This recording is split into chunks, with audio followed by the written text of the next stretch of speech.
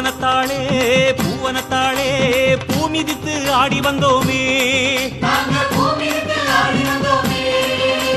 பூவனத்தாளே பூவனத்தாளே தீமிதித்து ஆடி வந்தோமே, சக்தி முகம் பூத்தவளே அங்காளம்மா தேவி, முத்திரக்கும் மூத்தவளே கண்ணபுரக்காரி, காவேரி கரையோர குளிராக தாலாட்ட கனிவாக வருவாயே தாயே.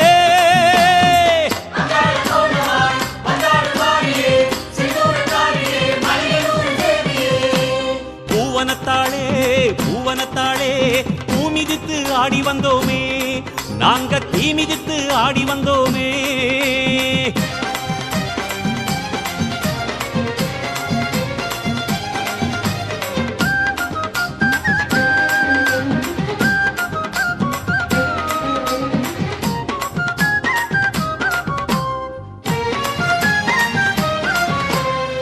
நாகப்படமாடி மகுடத்தில் ஏறும் நாதமகுடிக்கு அது ஜதியை கூறும், நாகப்படமாடி மகுடத்தில் ஏறும் நாதமகுடிக்கு அது ஜதியை கூறும், யாக தீயாக உன் விழிகள் தோன்றும் எல்லா நன்மைகளும் எம் வாழ்வில் சேரும், யாக தீயாக உன் விழிகள் தோன்றும் எல்லா நன்மைகளும் எம் வாழ்வில் சேரும், அந்த தரிசனம் எங்கும் பரவசம் அம்மா தருவாய் உள்ளங்களோ சந்தோஷமாகும்.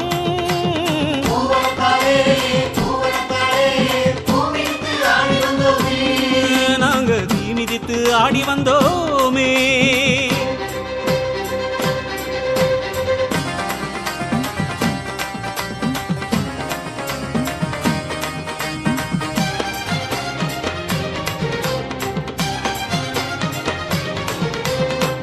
ஆடிக்காத்தாக அன்னை வரும் நேரம் ஆடும் காத்தெல்லாம் அடிபட்டு ஓடும், ஆடிக்காத்தாக அன்னை வரும் நேரம் ஆடும் காத்தெல்லாம் அடிபட்டு ஓடும், கோடி கண்களுனை கொண்டாடி பாடும் குறைகள் தீர்ந்ததென கும்மியுடன் நாடும், கோடி கண்களுனை கொண்டாடி பாடும் குறைகள் தீர்ந்ததென கும்மியுடன் நாடும், எந்த துயர் வரும் எம்மை நெருங்கிடும் என்றே உன்னால் அஞ்சாமனம் கொண்டே ஆடும்.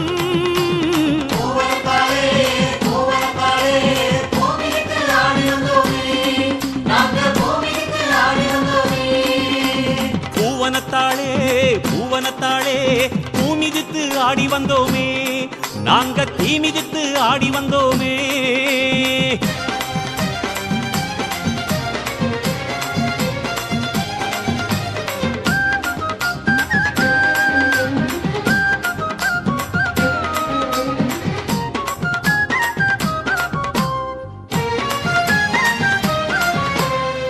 காலச்சுடராக ஒளிர்கின்ற தாயே,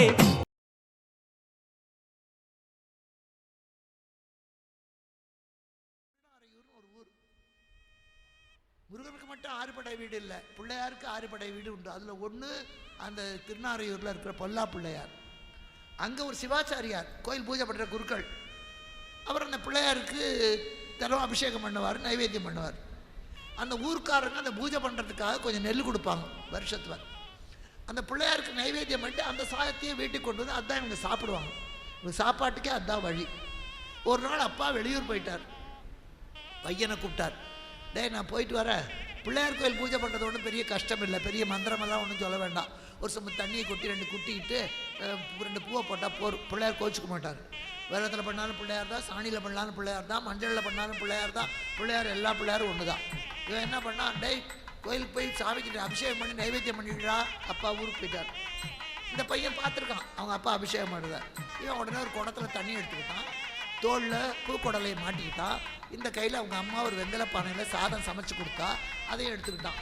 கொண்டு போய் கீழே வச்சா, தண்ணி பிள்ளையார் தலையில் போட்டான், அந்த பூவை போட்டால் வெங்கல பானையும் வச்சுட்டான்.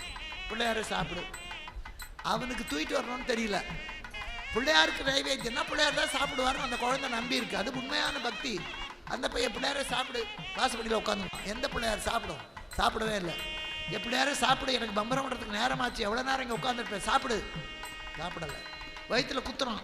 அந்த பிள்ளை அதை கல்லுன்னு நினைக்கல, பிள்ளையார நினைச்சான். சாப்பிடு, எங்கள் அப்பா பூஜை பண்ணும்போது சாப்பிட்றேன் இல்லை, எனக்கு மட்டும் உங்கள் அப்பா வரட்டுண்டா அப்புறம் சாதம் போடுறேன்பா.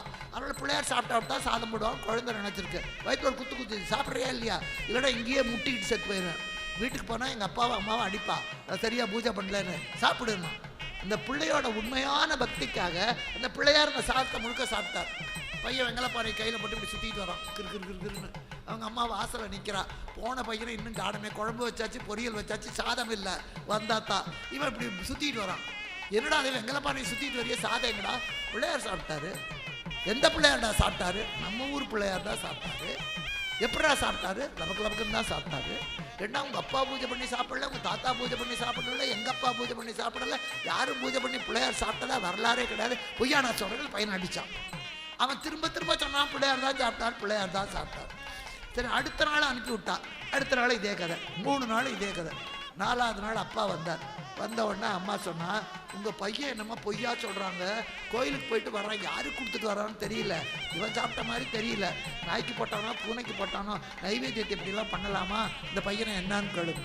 அவங்க அப்பா தரன்னு இழுத்துக்கிட்டு பிள்ளையார் கோயிலுக்கு போனான். எந்த பிள்ளையார் தான் சாப்பிட்டாரு? இந்த பிள்ளையார் தான் சாப்பிட்டார். இப்போ சாப்பிட சொல்லிட்டா பார்க்கலாம். சாதத்தை வச்சார்.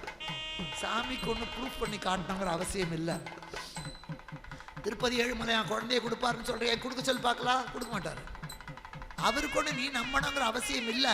அவருக்கு இஷ்டம் இருந்தால் தான் கொடுப்பார், உனக்கு பிராப்தம் இருந்தால் தான் கொடுப்பார். அவர்கிட்ட போய் இந்த சவாலெல்லாம் விட முடியாது எந்த சாமிகிட்டையும் போய்.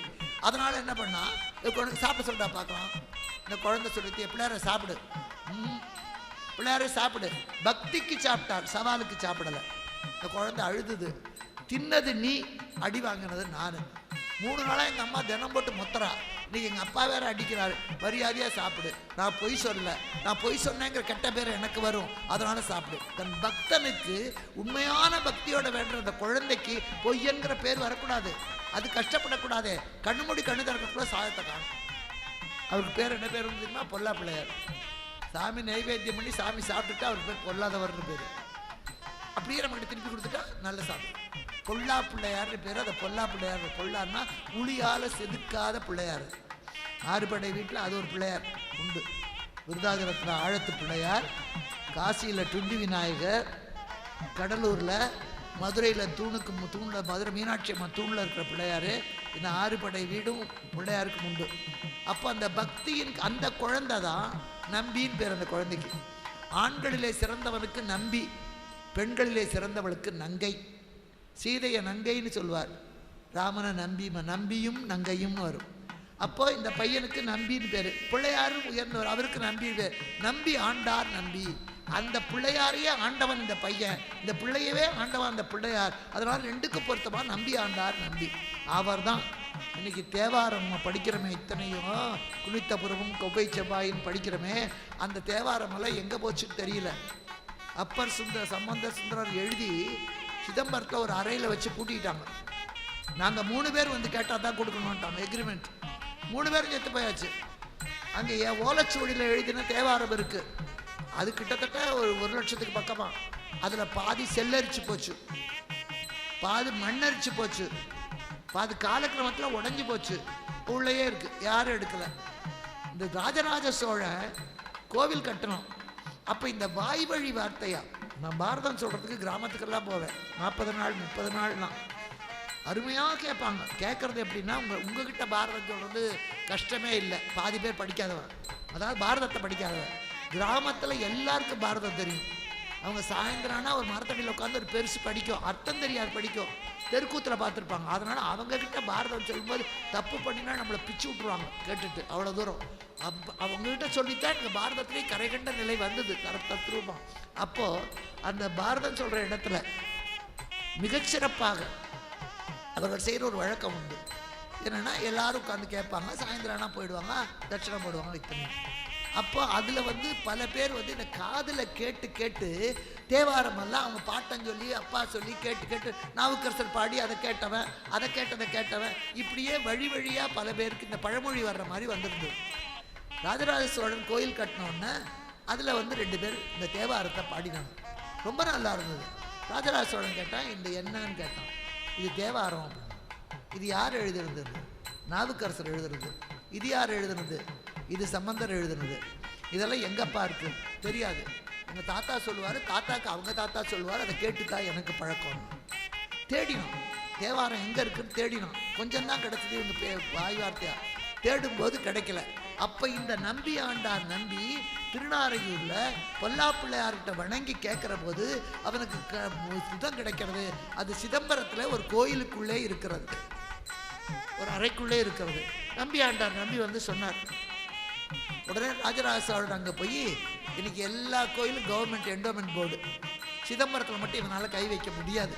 சிதம்பரம் மட்டும் தீட்சிதர்கள் கையில் தான் இருக்குது. அது இடையில ஒரு வருஷம் இவங்க எடுத்தாங்க, மறுபடியும் அதை கொடுத்துட்டான். அவங்களுக்குள்ள தான்.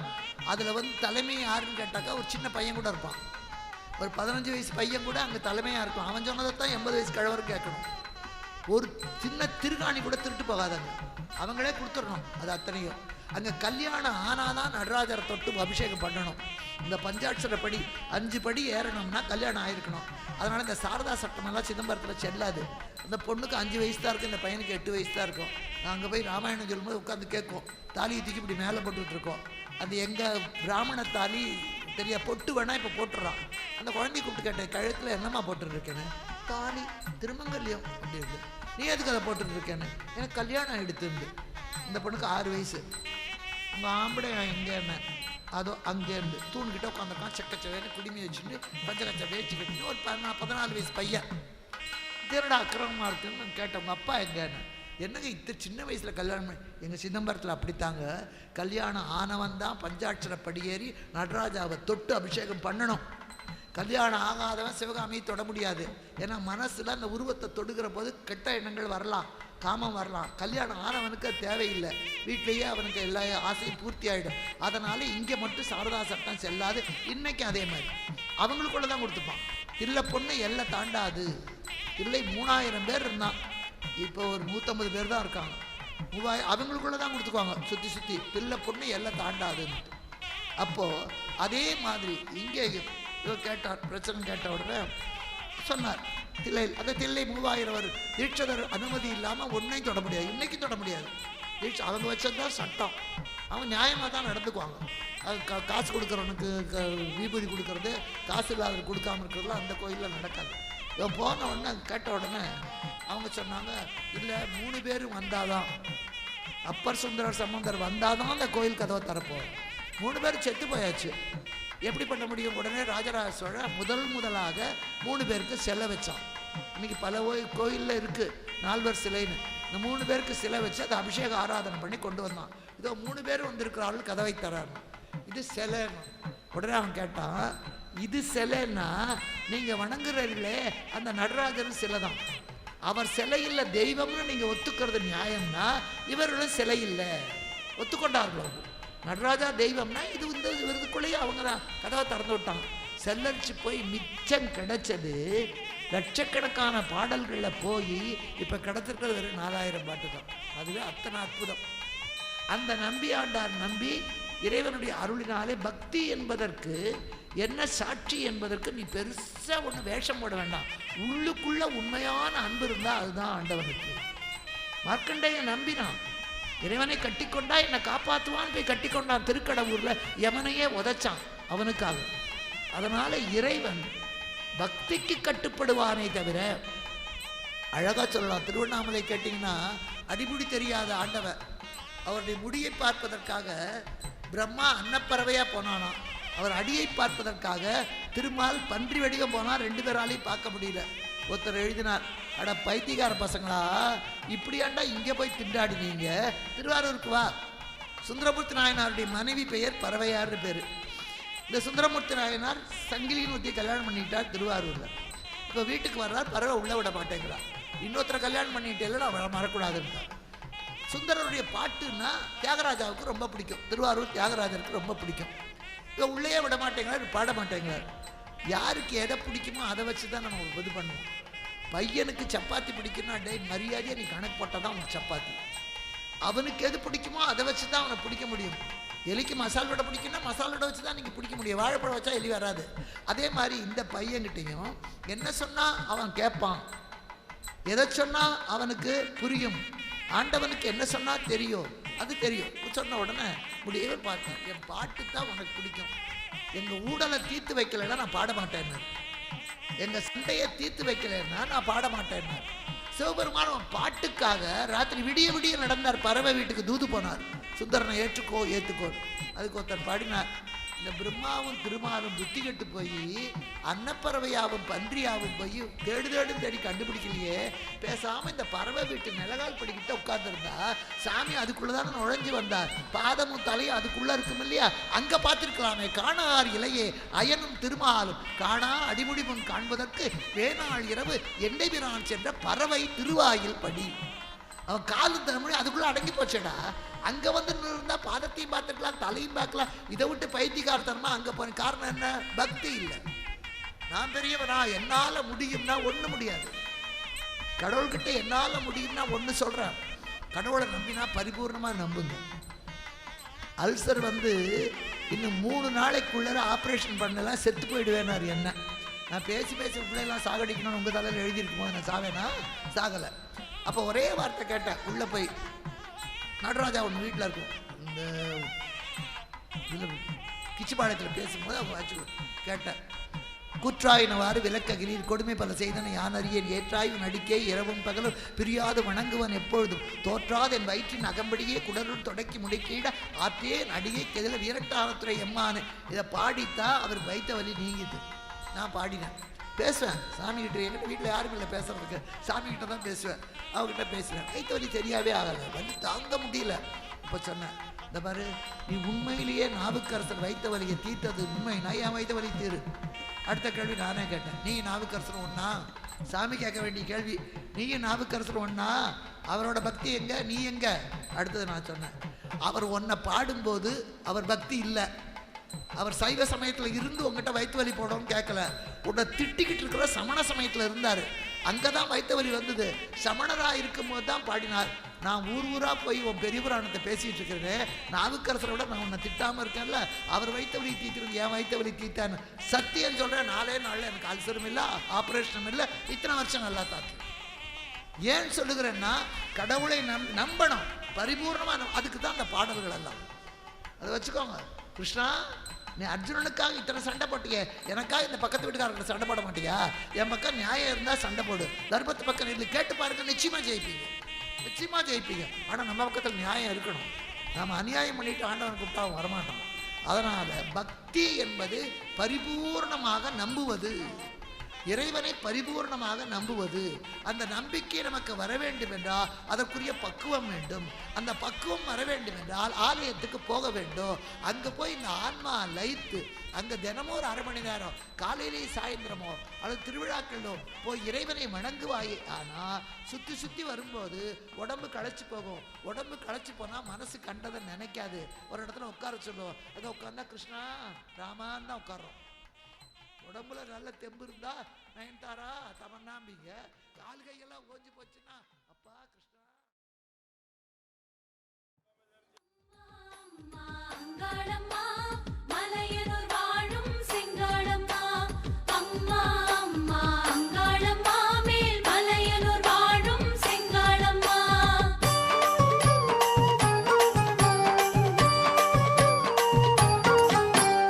அம்மா வாசி நாயகி அங்காளம்மா, ஆவேசமுன் கோலமா.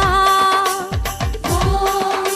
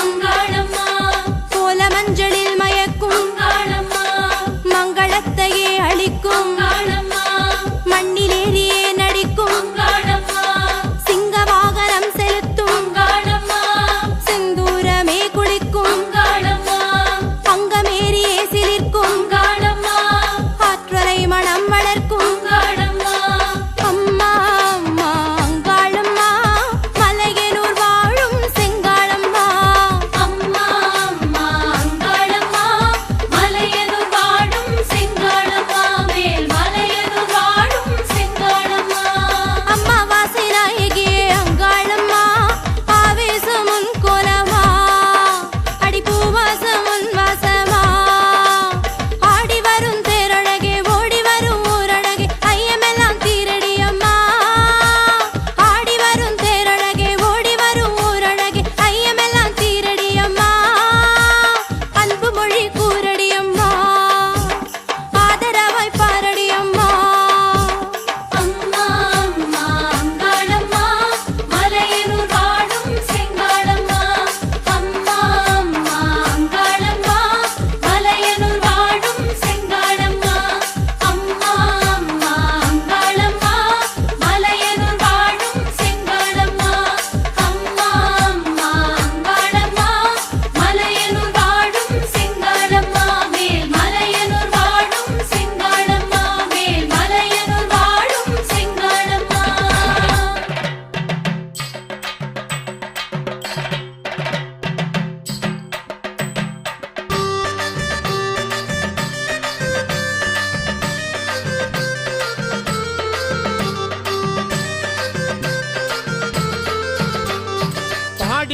பாடி காட்டு பாட்டுதான் நமக்கு பாடி காட்டு முனீஸ்வரர் அருளுவா பாடி காட்டு பாட்டுதான் நமக்கு பாடி காட்டு முனீஸ்வரன் அருளுவா பயணத்துக்கு துணை இருக்கும் பாடி காட்டு சாமிதான் பாடி காட்டு முனியசாமி இருக்கும்போது பயம் எதுக்கு பயணத்துக்கு துணை இருக்கும் பாடி காட்டு சாமிதான் அவருகிட்ட ஆனதெல்லாம் முறையிடு மனசை அவரு தரும் திருநீரில் கழுவிடு பாடி காட்டு ஐயனே பாதுகாக்கும் மெய்யனே பாடி காட்டு ஐயனே பாதுகாக்கும் ஐயனே பாடி காட்டு ஆமா பாடி காட்டு பாட்டுதான் நமக்கு பாடி காட்டு முனீஸ்வரன் அருளுவார் நெசங்க பாடி காட்டு பாட்டுதான் நமக்கு பாடி காட்டு முனீஸ்வரன் அருளுவா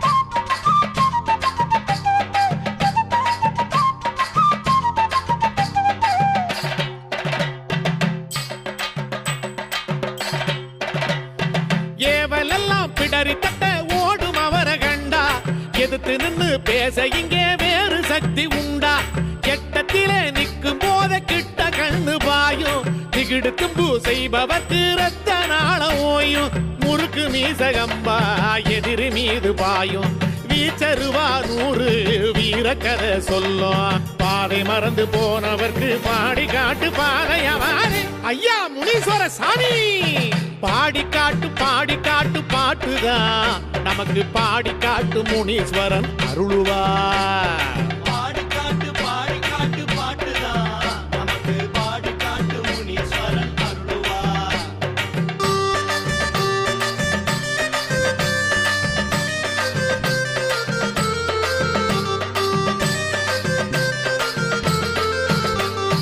ஈட்டி உண்டு கம்பு உண்டு ஐயனோட கண்ணிலே ஈரமில்லா ஈனருக்கு கொள்கை ஏது மண்ணிலே பாதையெல்லாம் கண் முடிச்சு பாதுகாக்கு சாமிதான் பார்வையிலே மின்னல் வீசி பாவிகளை வெல்லுவார் எரிந்திடுவார் தீயாய் குளிரச் செய்வார் நம்மை காவல் தெய்வம் அவரே ஊரை ஆழ்வதுண்மை அல்லும் பகலும் பணிந்தவர்க்கு படியளக்கும் பாடி காட்டுதான் ஐயா முனீஸ்வர சாமி பாடி காட்டு பாட்டுதான் நமக்கு பாடி காட்டு முனீஸ்வரர் அருளுவா பாடி காட்டு பாட்டுதான் நமக்கு பாடி காட்டு முனீஸ்வரன் அருளுவா பயணத்துக்கு துணை இருக்கும் பாடி காட்டு சாமிதான். பாடி காட்டு முனிய சாமி இருக்கும்போது பயம் எதுக்கு? பயணத்துக்கு துணை இருக்கும் பாடி காட்டு சாமிதான். அவருகிட்ட ஆனதெல்லாம் முறையிடு, மனசை அவரு தரும் திருநீரில் கழுவிடு. பாடி காட்டு ஐயனே பாதுகாக்கும் ஐயனே, பாடி காட்டு ஐயனே பாதுகாக்கும் ஐயனே. பாடி காட்டு. ஆமா, பாடி காட்டு பாட்டுதான் நமக்கு பாடி காட்டு முனீஸ்வரன் அருளுவார். நெசங்க பாடி காட்டு பாட்டுதான் நமக்கு பாடி காட்டு முனீஸ்வரன் அருள்வார். ஜவ்வாது வாசனையும் பன்னீர் வாசனையும் கமகமக்க வாராறு நம்ம பாண்டி முனியனாரு.